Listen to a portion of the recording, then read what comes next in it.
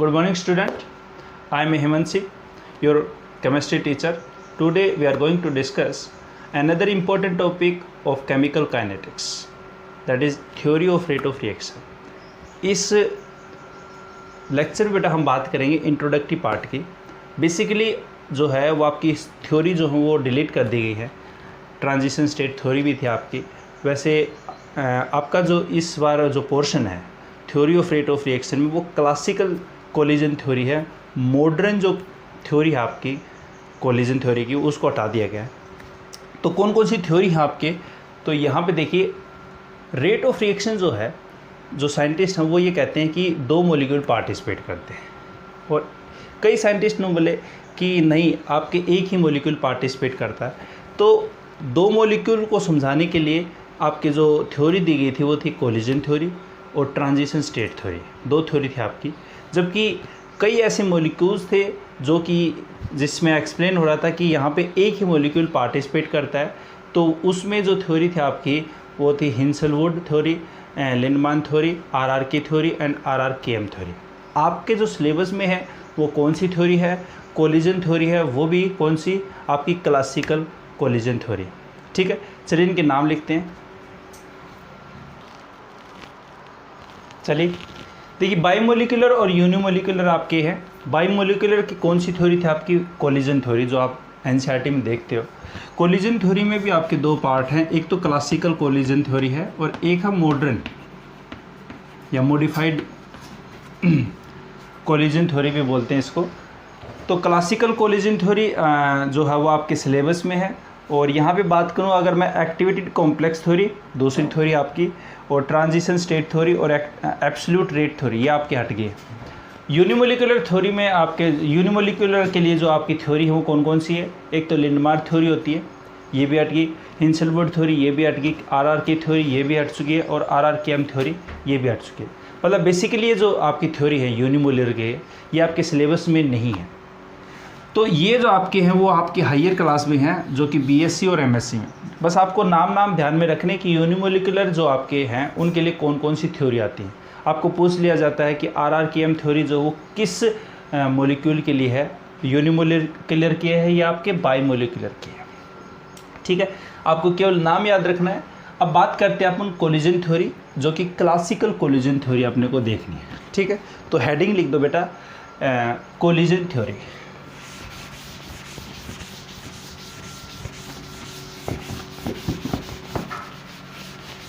ठीक है, यूनिमोलिकुलर में आपकी जो थ्योरी थी बस उसके नाम ध्यान में रखना बेटा. लिंडमान थ्योरी है, हिंसलवुड थ्योरी है, और थर्ड आपकी कौन सी थी? RRK theory. राइस है, रैम्सपेयर है, कोशल है. कोशल वही है लुईस कोशल जो आप 11th क्लास में पढ़ते हो, जो ऑक्टेट रूल जो जिन्होंने दिया था. और फोर्थ कौन सी आपकी? RRKM theory. राइस, रैम्सपेयर, कोशल और M से हो गया मार्कस. ठीक है, बेसिकली लास्ट की जो थ्योरी है आपकी वो MSc में आती है. बस आपको सिर्फ नाम ध्यान में रखना है कि हाँ भाई ये थ्योरी होती है आपकी रेट ऑफ रिएक्शन को समझाने के लिए. मतलब रेट ऑफ रिएक्शन को समझाने के लिए कई सारी थ्योरी दी गई थी, जिसमें आपकी इंपॉर्टेंट थ्योरी जो है वही ये है. पर NCERT में आपकी कौन सी थ्योरी है? सिर्फ और सिर्फ कोलिजन थ्योरी है, कोलिजन थ्योरी. ठीक है, चलिए कोलिजन थ्योरी जो है वो आपकी क्या है? कोलिजन थ्योरी किसने दी थी? मैक्स ट्रॉज ने दी थी, और एक और साइंटिस्ट था विलियम लुईस. ये दो साइंटिस्ट थे जिन्होंने इस थ्योरी को दिया था. इनके अनुसार क्या था कि ये जो रिएक्शन है, मतलब ये आपकी जो थ्योरी है बेटा वो किसके लिए है? गैसियस रिएक्शन के लिए काम में आती है. गैसियस रिएक्शन जो होती हैं उनके लिए एप्लीकेबल है. ठीक है, तो नाम से ही पता चल रहा है कि कोलिजन थ्योरी है वो किसके लिए एक्सप्लेन करती है? मतलब this theory explain bimolecular reaction. तो बाईमोलिकुलर रिएक्शन के लिए एक्सप्लेन की जाती है. बाईमोलिकुलर रिएक्शन मतलब जिसमें दो आपके पार्टिसिपेट करते हो, प्रोडक्ट ये कुछ बेसिक सी बातें आपने को पता है, जिससे फ्लो चार्ट आपने देख भी लिया था कि बायोमोलिकुलर को एक्सप्लेन करने के लिए आपकी दो ही थ्योरी थी, क्लासिकल थ्योरी और दूसरी थी एक्टिवेटेड कॉम्प्लेक्स थ्योरी, जिसको ट्रांजिशन स्टेट थ्योरी बोलते हैं, एब्सोल्यूट रेट थ्योरी बोलते हैं। ठीक है, और यहाँ पे कोलिजन थ्योरी है, उसको दिया किसने था? ट्रोज और लुइस ने दिया था। गैसियस रिएक्शन के लिए एप्लीकेबल होता है बायोमोलिकुलर, यहाँ पे रिएक्शन को समझाने के लिए है। बायोमोलिकुलर रिएक्शन में तो जिसमें दो रिएक्टेंट आपके पार्टिसिपेट करते हैं। सिंपल सी थ्योरी आपकी। देखिए यहाँ पे अगर बात करूँ मैं, इसको उतार लिया होगा आपने, देखिए यहाँ पे बता देता हूँ।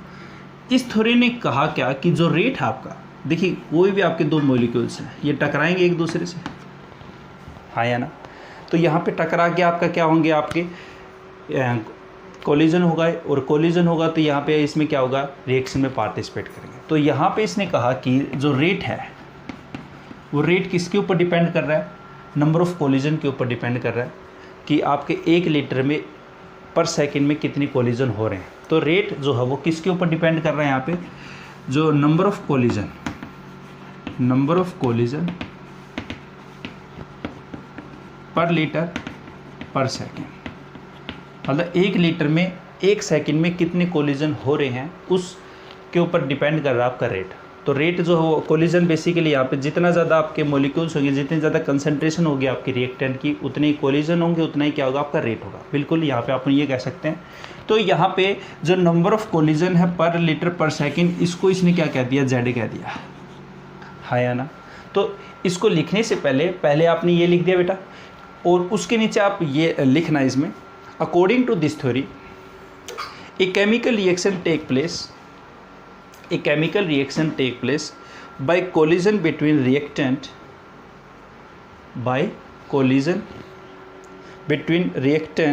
molecule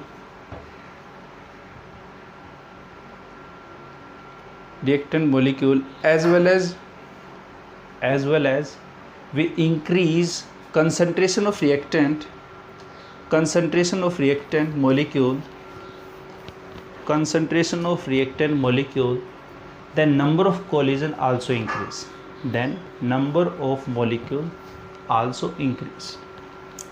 ठीक है।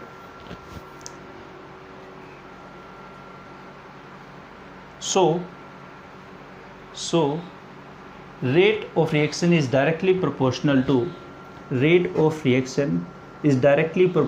to number of collision per liter per second। तो यहाँ पे आपका पहली जो इक्वेशन बनेगी आपकी,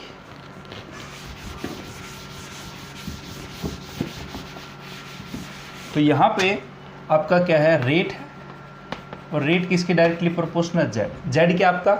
नंबर ऑफ कोलिजन पर लीटर पर सेकंड, मतलब 1 लीटर में 1 सेकंड में कितने कोलिजन हो रहे हैं उसको बोलते हैं जेड। ठीक है। अब यहाँ पे आपके पास ठीक है कोलिजन हो रहे हैं, पर कोलिजन आपके जो रेट है वो किसके ऊपर डिपेंड करेगा? आपकी एक्टिवेटेड मॉलिक्यूल कितने आपके पास। ठीक है, ऐसे नहीं कि आपके पास सारे के सारे जो रिएक्टेंट हो रिएक्शन में पार्टिसिपेट करते हैं, क्योंकि उनको क्या है कि एनर्जी बैरियर भी पार कर रहा होता है। जैसे ये आपका रिएक्टेंट हो रही है, आपका प्रोडक्ट है, तो यहाँ पे आपका ये जो एनर्जी बैरियर है, इस एनर्जी बैरियर को क्या करना पड़ेगा? इसको पार करना पड़ेगा। एनर्जी बैरियर को पार करेगा कौन? जो एक्टिवेटेड मॉलिक्यूल होंगे। तो इसका मतलब यहाँ पे रेट जो वो किसके ऊपर डिपेंड कर रहा है? वो उन मॉलिक्यूल के ऊपर भी डिपेंड कर रहा है कि आपके कितने एक्टिवेटेड मॉलिक्यूल है। तो मतलब फ्रैक्शनल ऑफ एक्टिवेटेड मॉलिक्यूल के ऊपर भी क्या कर रहा है? डिपेंड कर रहा है, हाँ या ना? तो यहाँ पे जो रेट है वो आपका, तो इसमें इसको इक्वेशन फर्स्ट ए हो गया आपका। इसके नीचे लिखना rate of reaction is also depend upon activated fractional molecule। तो यहाँ पे जो आपका रेट हो किसके डायरेक्टली प्रोपोर्शनल है? क्यू के, हाँ या ना? ये आपकी बी इक्वेशन है। और जो क्यू है वो आपका क्या है? एन स्टार अपॉन में एन नोट। एन क्या है आपका? एन स्टार कितने एक्टिवेटेड मॉलिक्यूल है, कितने एक्टिवेटेड आपके क्या है? मॉलिक्यूल्स हैं, हाँ या ना? और जबकि एन नोट क्या है? टोटल मॉलिक्यूल्स किसके हैं? ये रिएक्टेंट के, ठीक है। तो इस थ्योरी ने क्या कहा कि आपका कितना तो कोलिजन हो रहा है और कितने मॉलिक्यूल आपके पार्टिसिपेट कर रहे हैं, मतलब कितने के पास एक्टिवेशन एनर्जी के बराबर एनर्जी हो और इससे ज़्यादा है। क्योंकि अगर एनर्जी इससे कम हुई, सपोज कीजिए 5 जूल एनर्जी, सपोज करो 5 जूल तो एनर्जी होनी चाहिए रिएक्शन में पार्टिसिपेट के लिए। अगर 5 जूल से कम हुई तो वे आपकी एक्टिव मॉलिक्यूल नहीं है। एक्टिव मॉलिक्यूल्स का मीन्स क्या आपका कि वे मॉलिक्यूल्स जिनके पास जो एनर्जी है वो तो 5 जूल हो या 5 से ज़्यादा हो। अगर 5 जूल से कम होगी, जैसे 4.8 है, 4.9 है, तो वो रिएक्शन में पार्टिसिपेट नहीं करेंगे। ये कहने का मतलब है एक्टिवेटेड मॉलिक्यूल का, ठीक है। तो यहाँ पे आएगा तभी वो इस बैरियर को पार करेगा और तभी आपका क्या बनाएगा, प्रोडक्ट बनाएगा। तो यहाँ पे रेट जो हुआ आपका बेसिकली क्या है, किसके ऊपर डिपेंड कर रहा है, एक्टिवेटेड मॉलिक्यूल के ऊपर डिपेंड कर रहा है, कितने हैं, फ्रैक्शनल के ऊपर डिपेंड कर रहा है, ठीक है। टोटल में से कितने आपके एक्टिवेटेड मॉलिक्यूल हैं जो कि रिएक्शन में पार्टिसिपेट कर रहे हैं। और एक्टिवेटेड मॉलिक्यूल का मीन्स ये है कि यहाँ पे स्टार करके एक नीचे बात भी लिख दो, एक्टिवेटेड मॉलिक्यूल में लिख देना। इसमें क्या है कि those molecule which having, activated molecule को लिखवा रहा हूँ मैं, those molecule which having equal to और मोर देन, इक्वल टू और मोर देन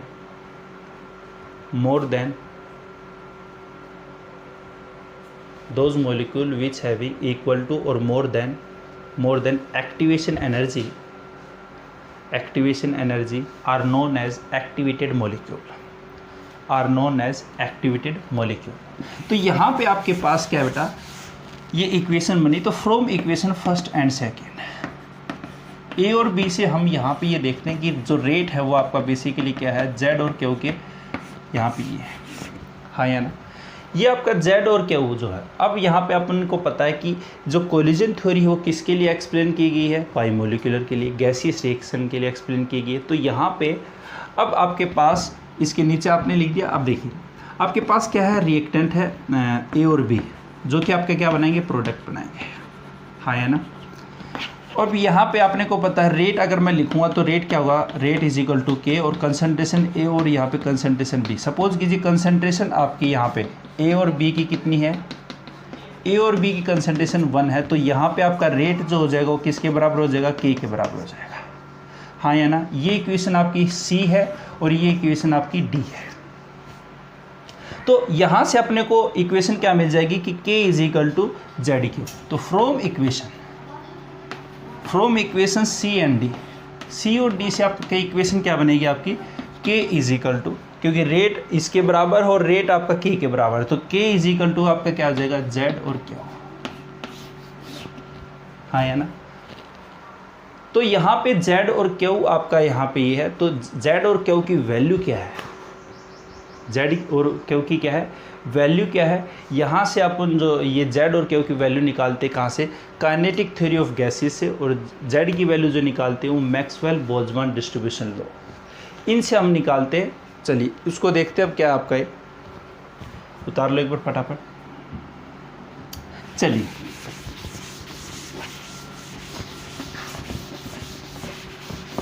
अब यहाँ पे जो Z की वैल्यू है आपके पास, Z की वैल्यू क्या है, यहाँ पे दो मॉलिक्यूल्स हैं और ये N1 है और ये आपका N2, कुछ ऐसे मानिए। ये आपके पास में तो कोलिजन होगा, बिल्कुल सीधी सी बात है, ये कोलिजन हुआ इसके बीच में, ठीक है। ये आपका कौन सा है, N1 हो और ये आपका क्या है, N2 है। इक्वेशन कौन सी बनी, K is equal to Z Q, ये इक्वेशन बनी थी आपकी अभी तक। तो N1 और N2 की जो वैल्यू है वो आपकी यहाँ पे क्या है, N क्या है आपका नंबर ऑफ मॉलिक्यूल फर्स्ट है और N2 क्या है, नंबर ऑफ मॉलिक्यूल आपका सेकेंड है। दो मॉलिक्यूल पार्टिसिपेट कर रहे हैं बायोमोलिकुलर गैसियस रिएक्शन में। तो यहाँ पे आपका जो Z हो क्या होगा, Z is equal to N1 और N2, ठीक है, is equal to sigma 1 plus में सिग्मा 2 और यहाँ पे अपोन में 2 और यहाँ पे 8 पाई RT और यहाँ पे आपका क्या होगा 2 और ये म्यू 1/2, ये इसकी वैल्यू होती है, ठीक है। यहाँ पे जो N1 है आपका क्या है, फर्स्ट मॉलिक्यूल है या फर्स्ट मॉलिक्यूल नाम लिख दो इसको, और N2 क्या आपका सेकंड मॉलिक्यूल है। सिग्मा क्या आपका, सिग्मा होता है डायमीटर, मतलब आपका जो ये मॉलिक्यूल है उसका डायमीटर कितना है, क्योंकि यहाँ पे सिग्मा क्या आपका डायमीटर है, डायमीटर ऑफ मॉलिक्यूल, ठीक है। पाई आपका कांस्टेंट है, आर आपका यहाँ पे रेडियस हो गया, टी टेम्परेचर हो गया, म्यू आपका रिड्यूस मास, ये आपका क्या हो गया रिड्यूस मास। तो ये आपका क्या है जेड की वैल्यू है, ठीक है। और यहाँ पे जो क्यू की वैल्यू हो वो आपकी काइनेटिक थ्योरी ऑफ गैसेस से ली गई है, वो आपकी क्या देखी, क्यू की वैल्यू क्या थी, N star is equal to N naught, जो कि आपके किसके बराबर है, यहाँ पे आपके बराबर है ई, इसकी वैल्यू है सॉरी जेड ई, हाँ ये है, इसकी वैल्यू ये होती है, ठीक है। एन स्टार अपन में N naught is equal to क्या है, इसकी वैल्यू ई, और इसके पावर में क्या आपका ई अपन में आर टी, ये इसकी वैल्यू है, ठीक है। चलिए तो अब यहाँ पे अपने को वैल्यू पुट करनी है जेड की और किसकी करनी है क्यू की। तो अब यहाँ पे आपके पास ये इक्वेशन कौन सी थी, ई है, ये आपकी एफ है और ये आपकी जी है, ठीक बेटा। तो इस वैल्यू को पुट कर रहा हूँ मैं, तो आपकी के क्या बनेगी, देखिए के N1 N2, मैं इसमें सीधा पुट कर रहा हूँ, सिग्मा 1 प्लस में सिग्मा 2 अपॉन में 2, और ये 8 पाई आर टी म्यू 1/2, और यहाँ पे आपका क्या है ई ए अपॉन में आर टी, ये इक्वेशन आपकी बनी है, हाँ या ना।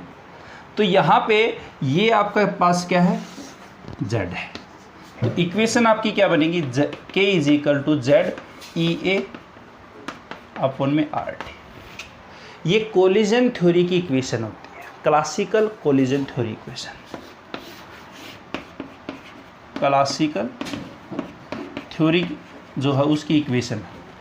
अगर आपने पढ़ा हो कि effect of temperature on rate constant, जिसको आर्नियस इक्वेशन भी बोलते हैं, देखिए आर्नियस इक्वेशन बिल्कुल इसकी सेम होती है, उसमें क्या होता है के इज इक्वल टू ए और ई की पावर ई अपॉन में आर टी, बस ये होता है, ये इक्वेशन होती है कौन सी, आर्नियस इक्वेशन, जो कि आपके सिलेबस में हट चुकी है अभी इस साल, अगले साल दोबारा जोड़ देंगे, कोई बात नहीं, इस बार तो लॉकडाउन का टाइम है वैसे।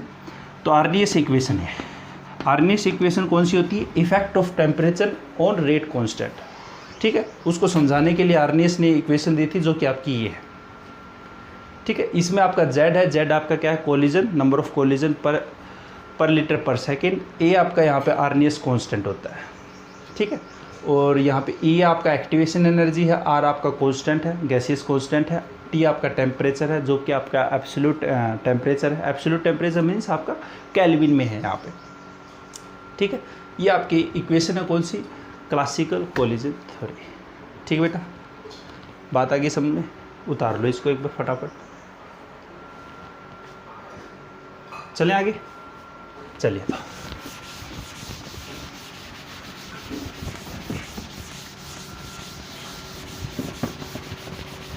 तो एक बार दोबारा देखते हैं, देखिए बेटा यहाँ पे इस थ्योरी ने क्या कहा, देखिए इस थ्योरी ने कहा कि जो रेट है वो किसके ऊपर डिपेंड कर रहा है कि आपके पास कंसंट्रेशन जैसे जैसे बढ़ाते चले जाओगे, कंसंट्रेशन बढ़ाओगे तो नंबर ऑफ कोलिजन बढ़ेंगे, और नंबर ऑफ कोलिजन बढ़ेंगे तो रेट बढ़ेगा। पहले इसने ये बात कही कि रेट जो है वो आपका किसके डायरेक्टली प्रोपोर्शनल है, यहाँ पे जेड के है, जेड के आपका नंबर ऑफ कोलिजन पर लीटर पर सेकंड, जैसे आप कंसंट्रेशन बढ़ाओगे रिएक्टेंट की पर लीटर पर सेकंड के हिसाब से कोलिजन बढ़ते चले जाएंगे तो रेट आपका बढ़ेगा। तो आप भी कहोगे हाँ बिल्कुल सर, कि जैसे जैसे आप दूध बढ़ाते जाते हैं तो प्रोडक्शन जो है आपकी किसकी, दही की प्रोडक्शन वो आपकी क्या होती जाएगी, बढ़ती जाएगी। बिल्कुल अपन यही देखते हैं कि अगर दूध की प्रोडक्शन सपोज कीजिए 5 है तो आपकी प्रोडक्शन भी जो उतनी होगी, अगर 100 लीटर अगर मैं दूध ले लेता हूँ तो उतना ही आपका क्या होगा, दही भी बनेगा। तो ये आपका बिल्कुल भी सही है कि जैसे जैसे हम कंसंट्रेशन बढ़ाते जाएंगे रिएक्टेंट की तो वहाँ पे रेट क्या होता जाएगा, बढ़ता चला जाएगा। इसने बिल्कुल सही कहा ये। अब दूसरी इसने बात कही कि भाई आपने जो यूज़ किया रिएक्टेंट, वो रिएक्टेंट में क्या है कि जो एक्टिवेटेड मॉलिक्यूल्स है ना, एक्टिवेटेड मॉलिक्यूल्स कौन से, जिसकी एनर्जी एक्टिवेशन एनर्जी के इक्वल या उससे ज़्यादा हो, कम होगी तो वो पार्टिसिपेट नहीं करेंगे। तो एक्टिवेटेड मॉलिक्यूल्स कौन से हैं जिसकी एक्टिवेशन एनर्जी के इक्वल हो एनर्जी या उससे ज़्यादा हो, तो उसके ऊपर क्या करेंगे, डिपेंड करेंगे। तो रेट जो हुआ आपका क्या हो गया आपके, उसने कहा दिया कि एक्टिवेटेड मॉलिक्यूल के बराबर है, और जो क्यू था वो आपका क्या है, एन स्टार अपॉन में एन नोट था। तो यहाँ से आपका रेट जो आपका है Z is equal to Q आया। फिर आपका यहाँ पे अपने को पता चला कि रिएक्शन में जो बायोमोलिकुलर रिएक्शन है तो रिएक्टेंट आपके 2 होंगे और ये आपके क्या देंगे, प्रोडक्ट देंगे। तो यहाँ पे आपका जो रेट है वो आपका क्या है, के और कंसंट्रेशन ए और कंसंट्रेशन बी, इसके ऊपर डिपेंड करेगा। अगर कंसंट्रेशन ए और बी की आपकी क्या हो, 1 हो, तो रेट जो हो आपका क्या होगा, 1 के इक्वल होगा। तो यहाँ से इक्वेशन ये अपने को पता चला कि जो के है वो आपका क्या है, जेड और क्यू के बराबर है। और जेड की इक्वेशन हमने कहाँ से निकाली, मैक्सवेल बोल्ट्जमैन डिस्ट्रीब्यूशन लो और काइनेटिक थ्योरी ऑफ गैसेस जो अपन पढ़ते हैं, गैसियस स्टेट जो आपका होता है, ठीक है। 11th चैप्टर है आपका, 11th में आपका चैप्टर आता है गैसियस स्टेट, उसमें आपके आते हैं Maxwell Boltzmann distribution low, kinetic theory of gases. तो जेड जो वहाँ से आपकी वैल्यू आई, जेड आपका क्या था, N1 और N2। N1 और N2 क्या है, मॉलिक्यूल्स है, और यहाँ पे सिग्मा 1 प्लस में सिग्मा 2 ये आपका क्या है, डायमीटर है मॉलिक्यूल्स का, कि कितना आपका मॉलिक्यूल्स बड़ा है, अपॉन में 2, और यहाँ पे 8 पाई RT और म्यू, और यहाँ पे क्या है, हाफ। ये इसकी वैल्यू है जेड की। और क्यू जो हुआ आपका क्या है, यहाँ पे एन स्टार अपॉन में एन नोट, जो कि इक्वल होता है ई ए अपॉन में RT।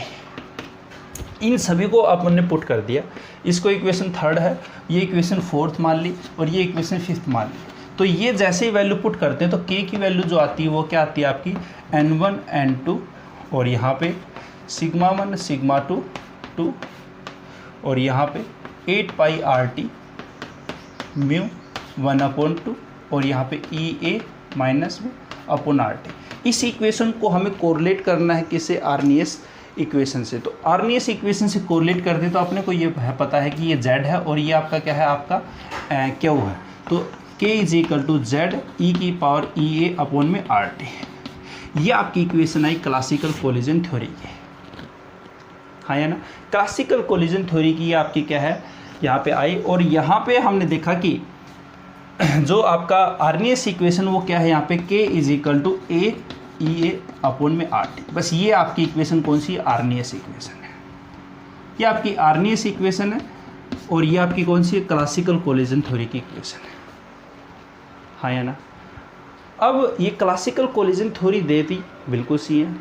अब इसमें कमी क्या निकली, देखिए इसने 2 फैक्टर के ऊपर तो इसने डिपेंड था। एक तो इसने कहा कि कंसंट्रेशन, बिल्कुल नंबर ऑफ कोलिजन पर लीटर पर सेकेंड के हिसाब से आपका बिल्कुल सी है। दूसरा इसने कहा कि फ्रैक्शनल ऑफ एक्टिवेटेड मॉलिक्यूल के ऊपर डिपेंड करता है, ये भी बात सही है। पर आप ये खुद सोचिए, 2 मॉलिक्यूल हैं, अगर यहाँ पे ऐसे टकराएंगे, एक तो ये कोलिजन है और एक ये ऐसे टकराए, मतलब ये कोलिजन ऐसा है और एक कोलिजन ये है, तो कौन सा कोलिजन इफेक्टिव होगा, बिल्कुल ये होगा। अगर मैं कहूँ ऐसे तो ताली आपकी बहुत इफेक्टिव बज जाएगी। अगर मैं ताली ऐसे बजाऊँ, मतलब साइड में से अगर ऐसे करो, तो आपकी ताली क्या होगी, इफेक्टिव नहीं बजेगी। तो इसका मतलब कोलिजन थ्योरी में एक इसने मिस छोड़ दिया था फैक्टर, वो कौन सा था, स्टीरिक फैक्टर, या इसी को बोलते प्रोबेबिलिटी फैक्टर। तो यहाँ पे उसका जो मॉडर्न थ्योरी थी, उसने मॉडर्न थ्योरी में एक फैक्टर और जोड़ दिया था, जिसको स्टीरिक फैक्टर या कोरिलेशन फैक्टर भी बोलते हैं। है क्या, देख लेते हैं अभी, सिंपल सी बात। तो इसमें एक हेडिंग लिख देना बेटा, modern collision theory. Modern collision theory में लिखना, in classical collision theory, in classical collision theory rate of reaction is mainly depend upon 2 factor. Rate of reaction is mainly depend upon 2 factor, that is number of collision per liter per second, number of collision per liter per second। Second लिख दो second लिख दो। Second क्या है, fraction of activated molecule, fraction of activated molecule, ठीक है। But this theory can not considered, but this theory can not considered proper orientation of molecule, proper orientation of molecule. So a new parameter will be introduced. So a new parameter will be introduced in classical collision theory, which is known as probability factor,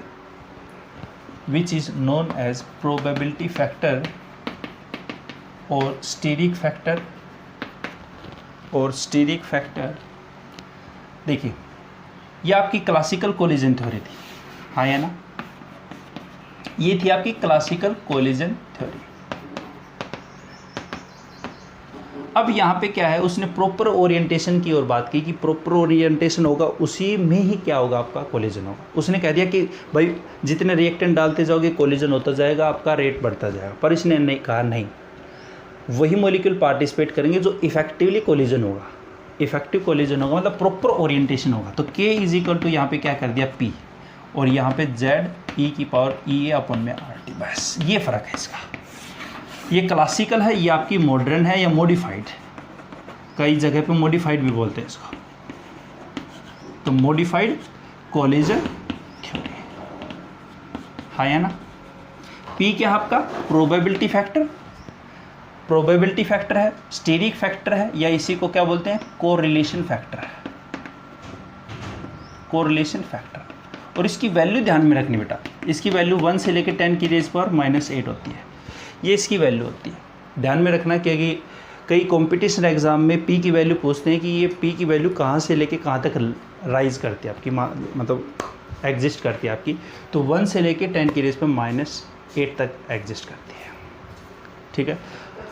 और बस आपका ये था बेटा collision theory. आपके syllabus में इतना ही था, मैंने आपको मॉडर्न बता दिया।